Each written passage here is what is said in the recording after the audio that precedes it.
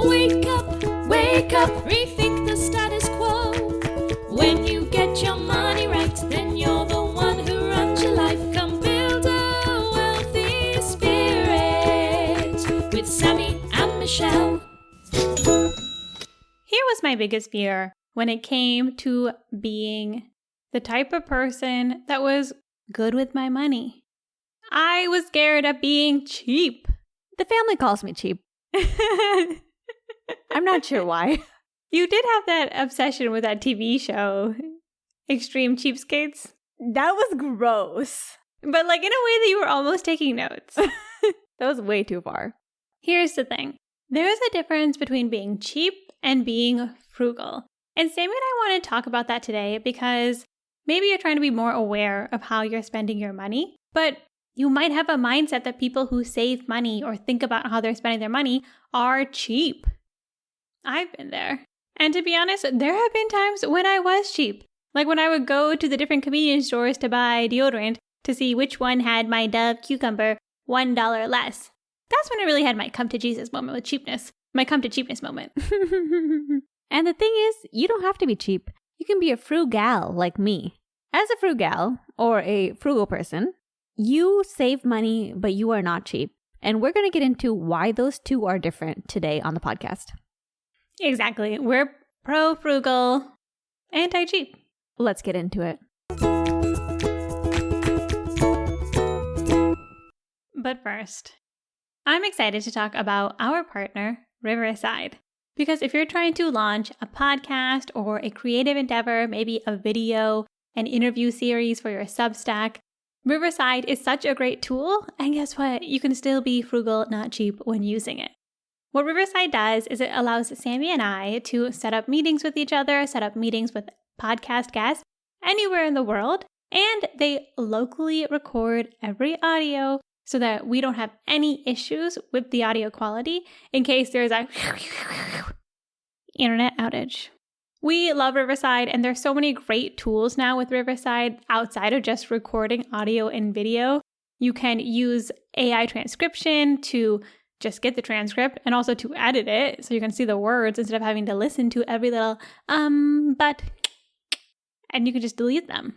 So I highly recommend if you're one of those people who want to start the new year with a podcast, you're trying to go into different creative spaces with video, you want to do interviews, Riverside is definitely worth checking out, and you can find more information with the link in our show notes. Cheap versus frugal. The drama ensues. You know, one of my favorite people, Ramit Sethi, one of the OG finance people that I ever found, he was on ABC News talking about the difference between cheap versus frugal. Love Ramit, and I Can Teach You to Be Rich, and I love this interview as well, Sammie. One of the biggest differences that he points out is that cheap people care about the cost of items or the sticker price, versus frugal people, they care about the values. So what does that really mean, Sammie?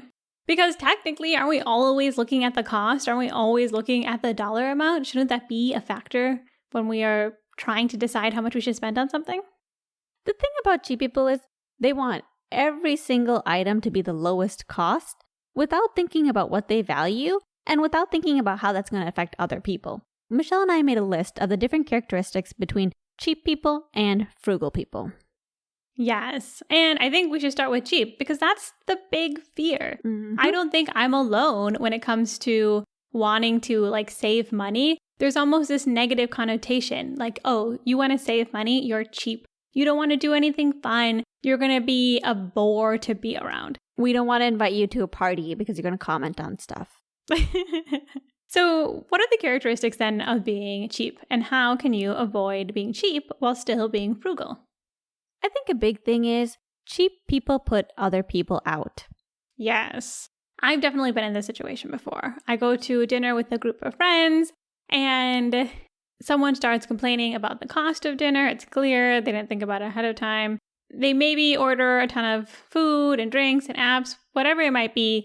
And then in the end, they don't want a tip. They're like, oh, gosh, they don't even deserve the tip.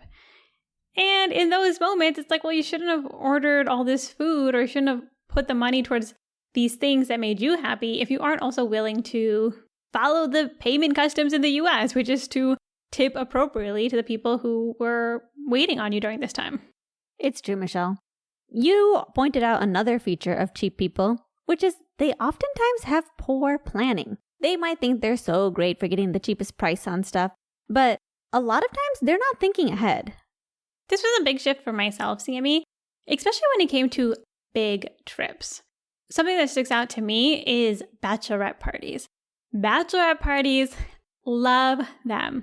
But every time I say yes to them, I know that I'm probably going to be spending about $1,500 on airfare, splitting an Airbnb, those shirts that say things like Bride Tribe or Party with the Bride or I'm Single. Those ones are not my favorite. But a lot of times you're spending a lot of money on a bachelorette party. And once I started to actually calculate, okay, this is typically how much I'm going to spend, something I can usually predict because the good thing about a bachelorette party is there's usually a pretty strict itinerary. I can look up how much dinner is going to be. We can usually get an estimate on how much we're going to have to split for like a table or a club area. And I'm like, okay, I know how much money I'm going to spend. Thus, I'm going to factor that in when I say yes. And then when I'm there, I put it out of my mind. I don't think twice if I have to pay for things. I don't think twice if dinner seems to be a little bit expensive because I know I've already factored in those costs when I said yes to the event. And then if you want to buy souvenirs or extra things, that's up to you and your own budget. I love that, Michelle. Your story reminds me of another feature of cheap people is oftentimes cheap people are complaining about the price. Like what you said about the bachelorette. They can either plan ahead of time and decide that maybe that's too much and not go, or they can plan ahead of time and decide that they are willing to spend that money and go. But to go and complain, it actually ruins the experience for other people. And that's something cheap people neglect is sometimes we spend on things that we care about because we want to have a good time and show other people that we like, that we care for them and want to spend time with them. If you're complaining about the price the whole time, it ruins the experience. Yeah, then it's not fun to have you there. You can complain about the price up front if you want.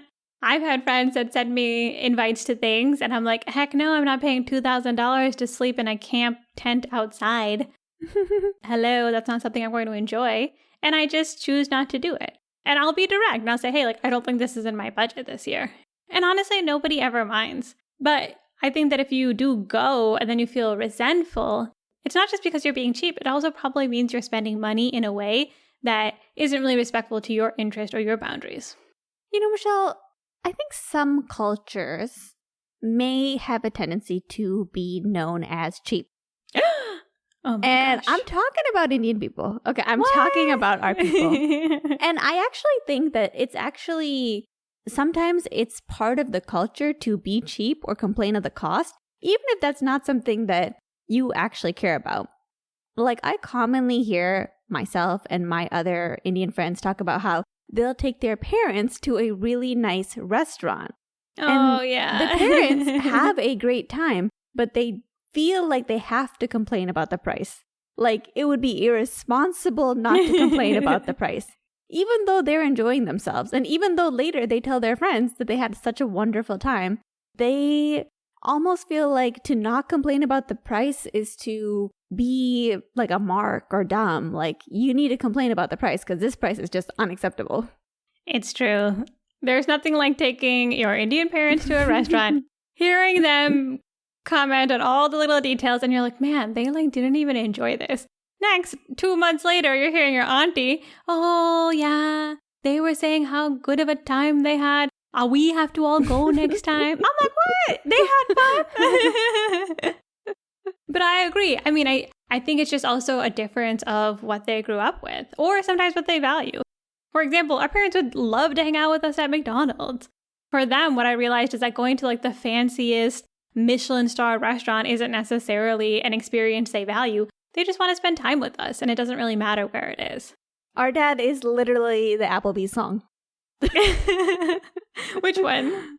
You know, the one song that's like, I want my baby back, baby back, baby back. no, Which one? the song that's like, she's fancy like Applebee's, fancy like Applebee's. Oh. That song is our family. The Walker Hayes song, yeah? Yes. To go fancier than Applebee's is just unnecessary. They just want to spend time with us. But they do feel kind of special going to a nice restaurant, but they will complain about the price.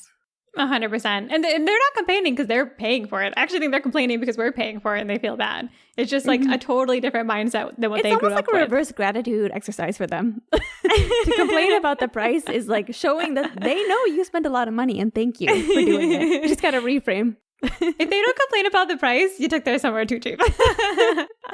This is a very reasonable restaurant. Fail. Now, characteristics of the frugal. The frugals like myself. Biggest one. Frugal people spend in alignment with their values. Yes. I think about me. Right now, I'm prioritizing exercise, and I'm spending a lot of money on it. I have ClassPass, and I'm always buying extra credits because I ran out. I have a personal trainer. I make sure I have appropriate amount of workout clothes, and I don't mind spending for nicer workout clothes. I got my Fitbit with my Fitbit subscription. I have my chest strap heart monitor. Low-key, this is getting embarrassing. But I'm happy. It makes you happy. I got towels for my car. Yes, the towels were from Walmart, so they weren't expensive. But you might think you don't need towels in your car. But I like having them so I don't sweat on my seats. And I even got a special water bottle just for my exercise classes that I can just squeeze and the water comes out. I'm so happy you got yourself that water bottle after you lost mine. I'm sorry. She's not. Is this a cheap behavior complaining about you losing my free water bottle? Very possible. But I like what you're saying, Sammie. Values aligned. Frugal people are organized and they plan ahead. For example, when we moved here, Michelle and I, over time, have learned that we like a nice couch and we like a nice dining table. And everything else does not have to be that nice. So we planned to make sure that we could have a nice couch. We actually were like, hey, we want to make sure we can bring our couch. So we paid to have that shipped. And we bought a decent table. Those things were worth spending on. But we're not like, oh, we're going to spend on every single piece of furniture. And we're also not like, oh, we're going to be cheap with every single piece of furniture. We decided the ones we valued. And then for everything else, we're willing to kind of get the lowest budget item. That example is so great, Sammie, because there's actually two parts. One, the values. We really like having a nice couch. I don't know why. I guess because we sit on it all day. Oh, and also that one time we were living in our first apartment and our roommates got rid of our couch and then replaced it with one that was free but worse. Yes. Cheap. Very cheap. Cheap behavior. Like I literally went from enjoying sitting on the couch and even sleeping on the couch sometimes to never putting myself on the couch. And also our whole planning when we moved was around whether or not we could take our couch. We ended up getting a U-Box, basically a pod from the brand U-Haul. We measured our couch 1,000 times because it was going to perfectly fit into the U-Box. And our logic was if we can fit the couch in and we can bring the couch, then it would be worth it because if nothing else fit, at the least, we'd save money on the couch and we'd get the couch that we wanted. Because our favorite couch store, Living Spaces, we gotta make them a sponsor because we love Living Spaces. Yes. We are willing to go to Living Spaces, which is probably a mid-budget place. And we love it because they will ship it to your place, build it, and then remove all the wrapping from your home. Luxury items. It doesn't get better than that. Doesn't get better than that. Unfortunately, they don't have them on the East Coast. So we did ship our couch. It fit. And then we were able to take every little thing on top of that. You know, we took things that we probably didn't need to bring if we didn't have space. For example, our like outdoor chairs, but we were able to fit that all in the box and we were able to bring it because we valued our furniture and we valued specifically our couch. We could have made a different decision if we had to bring the dining table we had in Blythe, which was literally falling apart underneath us because we were cheap when we bought that table. Yeah, we both had incidents where we sat on the chair and the chair imploded. So yeah, that's sometimes you're cheap and then you learn that you don't need to be that cheap. In our defense, there was a lumber shortage. Frugal people also think about the long term. I think about myself on this one. People might see me being cheap. They might see my shoes with holes. I'm not sure. They might see me not going out to eat all the time. But the thing is, I'm not just doing those things just to save money for the sake of saving money. I'm doing those things so that I can do what I'm doing now, which is taking a sabbatical from work. I have so thoroughly enjoyed my time off of work. Like, I'm getting to do everything I love. And it's all because I was willing to make some sacrifices about things I really didn't care about so that I can save for today, where I'm getting to enjoy the fruits of my frugality. Exactly, Sammie. I think that's such a good point, because here's the thing, is if you're being frugal and you're actually taking the time to make a list of things that you value. In my case, I value having a nice place. I value having good workout clothes. I value going to cycling and yoga at the studios that I really like. I don't mind spending money to do those things. I don't really value the type of car that I have. I love my car. It gets me from point A to point B.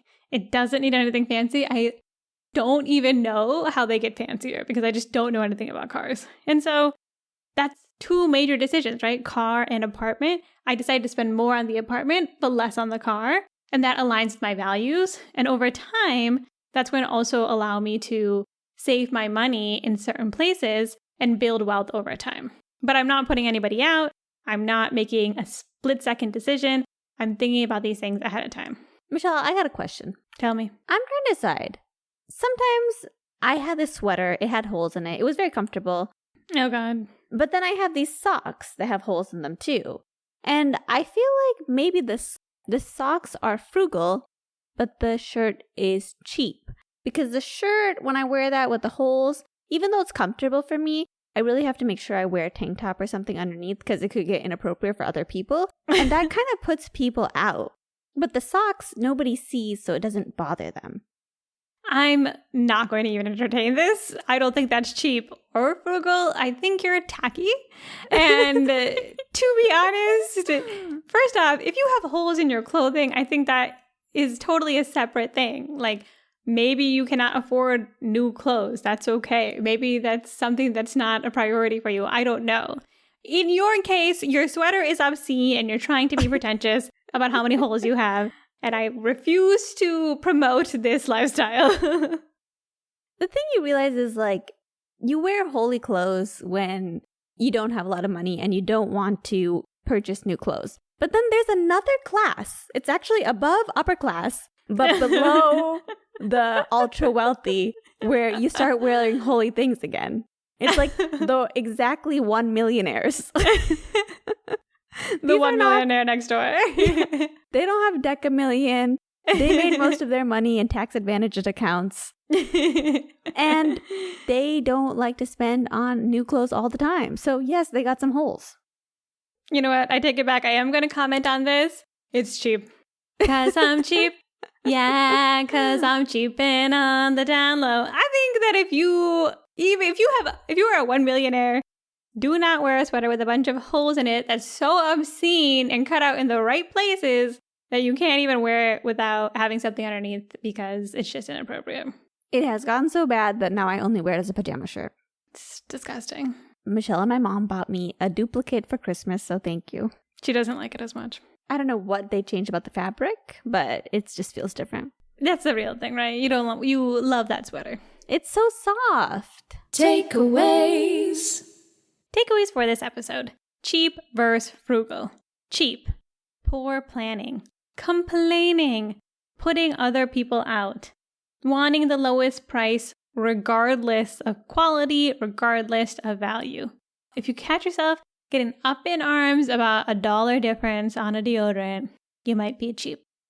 Frugal. Frugal people think about the long term.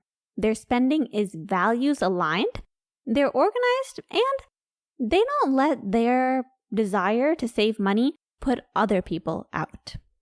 Yes, and I do want to emphasize, when you are being conscientious about how you're spending money, there may be times where you're not able to do things with people because you don't value spending money on it, or you don't value spending time with that person, maybe.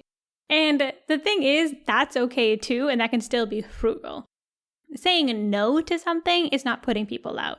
Saying yes to something, going, complaining, cheaping out on the details, and then making other people have to pay more, that's being cheap. Our biggest takeaway for this episode is Don't avoid being frugal because you don't want to look cheap. Don't throw out the frugal water with the cheap bath baby. Community time! Before we say goodbye, it's our community time. A big thank you to our cousin Joji. Joji is host of the Deconstructed Woman podcast. She recommended this topic, frugal versus cheap, for this episode. We had so much fun with it, and it's honestly one of our most favorite things to talk about. Thank you, Joji Chechi. Also, shout out to our listener, Ron. Ron recently got a job, and he decided, based off of our previous episode, he would also try asking for a sign-on bonus and relocation. And guess what? They gave it to him. Thousands of dollars, thanks to Build a Wealthy Spirit. Great job, Ron. It's those things that you can do at the negotiation for your salary that can make such a huge difference in the long term. Exactly. Instead of being cheap on something like dinner with your friends, see if you can negotiate a higher salary. And feel free to listen to our episode on negotiating a higher salary if that's something that you want a little bit of help with. Finally, shout out to our friend Luca. First off, happy birthday, Luca. Happy birthday. At his birthday party, he had just listened to our episode on having a party with a purpose based off of Priya Parker's The Art of Gathering. He had a purpose. He made a great speech at his birthday, and he gave a shout out to Build a Wealthy Spirit, not only in his speech, but in the little gifts he gave away. So, Luca, big fans. We love you. Thanks so much. For all of you who are listening to this, are you frugal? Are you cheap? I think Sammie and I have both been on both sides of that. It's something you can grow into. You can practice. Okay, that was a little cheap. This is more frugal. What are you doing that you think is frugal and not cheap? Leave us a comment, buildawealthyspirit.com. And most importantly, be sure to join us next time as we put down the rulebook and we rethink the status quo.